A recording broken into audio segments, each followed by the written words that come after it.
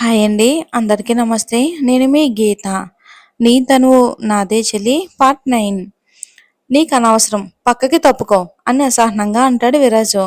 నువ్వు నాకు సమాధానం చెప్పే తీరాలి విరాజ్ అని అడ్డుపడుతూ ఉంటుంది. హేయ్ చెప్తే అర్థం కదా? అయినా నేను ఎక్కడికి పోతే నీకెందుకు? నీకు ఆకాశ్ ఉన్నాడు కదా, నేను పోతే ఏంటి ఉంటే ఏంటి అని అంటాడు విరాజు. విరాజు చెంప చల్లు అనిపిస్తుంది రియా. ఏం మాట్లాడుతున్నావు విరాజ్? నన్ను వదిలేసి వెళ్ళిపోతావా? ఈ పిచ్చిదానికి నీ ప్రేమ అర్థం కాలేదు. తీరా అర్థమయ్యే టైంకి నువ్వు నాకు దూరం అయిపోతే ఎలా అని గట్టిగా హక్ చేసుకుంటుంది రియా విరాజ్ని. విరాజ్ కూడా తిరిగి హక్ చేసుకుని ఐ లవ్ యూ రియా, నువ్వు నన్ను లవ్ చేయట్లేదన్న కోపంతో వెళ్ళిపోతాను అన్నానే తప్ప నిన్ను వీడి క్షణం కూడా ఉండలేను, నా వల్ల కాదు అని అంటాడు విరాజు. సారీ విరాజ్, నీ ప్రేమను అర్థం చేసుకోలేకపోయాను. ఆకాష్ మీద ఉన్న లస్ట్ని లవ్ అని అనుకున్నాను. అందుకే నా కళ్ళ ముందు నీ ప్రేమ కనబడుతున్నా కూడా పట్టించుకోలేని పిచ్చిదాన్ని అయ్యాను విరాజ్ అని అంటుంది ఏడుస్తూ. ష్ ఏడవకు, అయ్యిందేదో అయిపోయింది, ఇంకన్నీ మర్చిపోదాం అని అంటాడు విరాజు. హా అని నవ్వుతుంది రియా. ష్ ఏడవకు, అయ్యిందేదో అయిపోయింది, ఇంకన్నీ మర్చిపోదామని అంటాడు విరాజు. ఇంకట్ చేస్తే రాత్రి భోజనాలు చేసి ఎవరి గదుల్లో వాళ్ళకి వెళ్ళిపోతారు. భూమి చాప వేసుకుని కింద పడుకుంటుంది. కాసేపు అయిన తర్వాత ఏసీ చలికి కుక్క పిల్లలా ముడుచుకుని పోతుంది. ఇంక మళ్ళీ విరాజ్ రియా దగ్గరికి వచ్చేద్దాం. మొత్తానికి మనం కలిసిపోయాం. ఈ విషయం అర్జెంటుగా అరుణ్కో చెప్పాలి అని ఫోన్ చేశాడు. ఏంటి, అరుణ్ నీతో టచ్లో ఉన్నాడా అని అడుగుతుంది రియా. ఆ, నేను బాధపడినప్పుడు వాడే ఫోన్ చేసి ధైర్యం చెప్పి కాల్ చేశాడు. ఇక విరాజు అరుణ్కి కాల్ చేశాడు. అరుణ్ ఫోన్ లిఫ్ట్ చేసి రే చెప్పరా, అయినా రియాకి బుద్ధి లేదు అని తిడతాడు. అరుణ్ రే పక్కనే ఉందిరా అని అంటాడు విరాజు. వినేసిందా అని అంటాడు అరుణ్. ఇక భూమి ఇబ్బందిని గమనించిన ఆకాశ్ పైన పడుకొని అంటాడు. అని రెండు కళ్ళు వదిలేసుకుని చూస్తుంది. నీకే చెప్పేది, బొట్టు పెట్టి స్పెషల్గా చెప్పాలా, పైన పడుకో అని అంటాడు. గట్టిగా బెడ్ మీద ఒక మూలగా పడుకుంటుంది. ఆకాష్ కూడా నిద్రదేవిని ఆహ్వానిస్తాడు. నిద్ర మధ్యలో టైం చూస్తే 12:30. భూమికి మెలకు వస్తుంది. చీకట్లో ఏదో ఉన్నట్టు అనిపించి అటు చూస్తుంది. కానీ ఏమీ ఉండదు. తన వెనకాల నుంచి ఏదో వెళ్ళినట్టు అనిపిస్తే మామా అని గట్టిగా అరుస్తుంది. ఆకాష్ ఒక్కసారిగా దెబ్బకి లేస్తాడు. ఆకాష్ ఏమొచ్చిందే, నన్ను మనశ్శాంతంగా పడుకోనివ్వవా అని చిరాగ్గా అంటాడు. దే దే దెయ్యం అంటుంది. వాట్? దెయ్యం లేదు గియ్యం లేదు, నోరు మూసుకుని పడుకో అని అంటాడు. హాని పడుకుంటుంది. మళ్ళీ సేమ్ సీన్ రిపీట్ అవడంతో ఆకాష్కి అడ్డుకుపోతుంది. బయట వీళ్ళిద్దరిని చూస్తున్న అరుణ్ నవ్వుకుని అక్కడి నుండి వెళ్ళిపోతాడు. భూమి చూసిన దెయ్యం అరుణ్ చీకట్లో నల్ల ముసుగు వేసుకుని తిరుగుతుంటాడు. ఇక అమ్మా హేమ అని వస్తుంది సరోజిని. వచ్చావా, ఎప్పుడు వస్తావా అని చూస్తున్నా. నీ కొడుకు నా కూతుర్ని పెళ్ళంగా చేసుకుంటాడంట, ఇదేం చోద్యం అని అంటుంది హేమ సరోజినితో. వాడు అలానే అంటారులేవే, మనం మాత్రం చేస్తామా ఏంటి అని అంటుంది సరోజిని. ఇంకొకసారి నీ కొడుకు గట్టిగా చెప్పు అని అంటుంది హేమ. ఇక ఇద్దరు కూడా ముచ్చట్లు పెట్టుకుంటారు. ఈలోగా పనిలో నుంచి వస్తారు శేఖర్ గారు. రావడంతోనే హేమ అన్నం పెట్టు అంటారు. సరోజిని చూసి ఏం మాట్లాడకుండా భోజనం చేస్తూ, మీ తమ్ముడు నీ కూతుర్ని పెళ్లి చేసుకుంటాడంట కదా, చెయ్యి అంటారు. భూమి అడ్డన్నావు కదా, దానికి పెళ్లి అయిపోయి వెళ్ళిపోయింది కదా, ఇప్పుడేం అడ్డు లేదు కదా అంటారు ఆయన. నా ఇష్టం, చేసుకుంటే చేసుకుంటాను లేకపోతే లేదు అని పొగరుగా సమాధానం చెప్తుంది హేమ శేఖర్ గారికి. ఎలాగోలా ఏడువు అని అక్కడి నుండి గదిలోకి వెళ్ళిపోతారు భోంచేసి.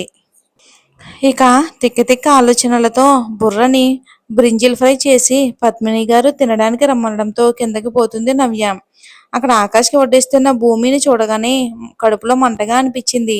ఎవరిని ఏమీ అనలేక సైలెంట్గా కూర్చుని తింటుంది. గుణ నవ్య వైపే ప్రేమగా చూస్తూ ఉంటాడు.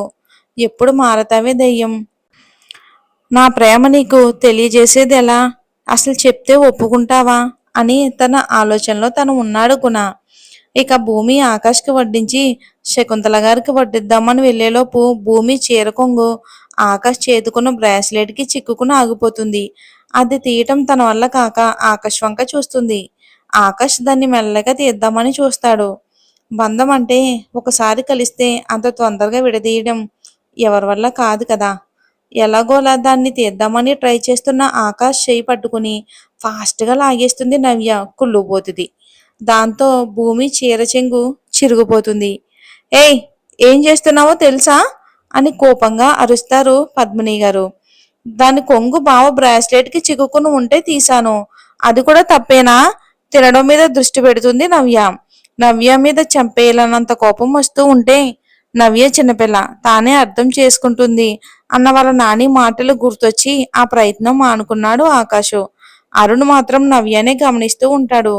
ఇది చాలా తెలివైంది అనుకుంటుంది, పిచ్చిది. అయినా చక్కగా ఉండగా మావాడితో నీకేంటే లవ్వు, రాక్షసి. అక్కడ గుణగాడు నీ కోసం పడి ఏడుస్తున్నాడు. వాడి ప్రేమ ఎవ్వరికీ తెలియదు అనుకుంటున్నాడు. కానీ వాడు సొంత అన్నయ్యని. నాకు అర్థం కాదా వాడి ప్రేమ అని అనుకుంటాడు వరుణ్. ఇక అందరూ భోజనం చేసి ఎవరి గదుల్లోకి వాళ్ళు వెళ్ళిపోతారు. భూమిని బెడ్ మీద పడుకో అంటాడు ఆకాశు. ఆ సరే మామ అని బెడ్కి ఒక సైడ్ కి పడుకుంటుంది. తను అటు తిరిగి పడుకోవడంతో తన నడుం ఆకాశ్ కళ్ళకి కనువిందు చేస్తుంది. దాని దృష్టి అంతా పక్కన పెట్టి మెల్లగా దాని మీద చేయి వేస్తాడు. దానితో భూమికి గుండె వేగం పెరిగిపోతుంది. సైలెంట్ గా అలానే ఉంటుంది. భూమి నిద్రలో ఉంది అనుకుని మెల్లగా తనని ఇటువైపు తిప్పుతాడు. అమ్మో, మామ ఏం చేస్తున్నాడు? భయంగా ఉందే. లేస్తే నా మీద అరుస్తాడేమో అనుకుని భూమి అలాగే ఊపిరి బిగబెట్టుకుని సైలెంట్గా పడుకుండిపోతుంది. భూమి పెదాలు ఆకాష్ని ఊరిస్తూ ఉంటే వాటిని అందుకోవాలని అనుకుని తనకి దగ్గరగా జరుగుతాడు. ఆకాష్ ఊపిరి తనకు తగులుతూ ఉంటే శ్వాస వేగంగా తీసుకుంటుంది. భూమి అలా చేయటం వలన తన ఎద సంపద ఆకాష్ మగతనానికి పరీక్ష పెడుతూ ఉంటుంది. వాటి పొగరు అణచాలని చూస్తాడు. తనేం చేస్తున్నాడో ఆకాష్కి ఒక్కసారి అర్థమై చా అనుకుని బాల్కనీలోకి ఫాస్ట్గా వెళ్ళిపోతాడు.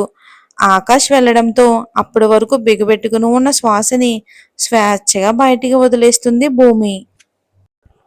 బాల్కనీలో ఉన్న ఆకాశం సిగరెట్ తాగుతూ ఆలోచిస్తూ ఉంటాడు. అసలు నాకేమవుతుంది? దాని మీద కోపం రావటం లేదు. కాదు, దాన్ని చూసే కొద్దీ చూడాలి అనిపిస్తుంది. అసలు దానిని లవ్ చేస్తున్నానా? అవును, ఎస్, నేను దాన్ని ప్రేమిస్తున్నా. ఓ, ఇప్పుడు నా మనసు చాలా రిలీఫ్గా ఉంది. ఈ విషయం దాంతో చెప్తే ఏమంటుందో, కానీ ఇప్పుడు కాదు. తనకి లవ్లో మర్చిపోలేని గిఫ్ట్ ఇవ్వాలి అనుకుని ఇందాక భూమి ప్రెజెన్స్ను గుర్తు చేసుకుని తనలో తానే నవ్వుకుంటాడు ఆకాశు. ఇక ఆకాష్ ఏం చేస్తున్నాడో అని చూసిన భూమి అటు తిరిగి సిగరెట్ కాలుస్తూ కనిపించడంతో మామకి ఈ అలవాటు కూడా ఉందా అని అనుకుని నిద్రాదేవి ఆస్వాదించడంతో పడుకుంటుంది భూమి. ఇంకా ఆకాశ లోపలికి వచ్చి భూమిని చూసి భూమి తలపై ముద్దిచ్చి పడుకుంటాడు. కట్ చేస్తే మర్దల్ మర్దలని జపం చేస్తూ మేఘన చుట్టూ తిరుగుతూ ఉంటాడు రమేష్. తన పేరునే జపం చేస్తూ ఉంటాడు.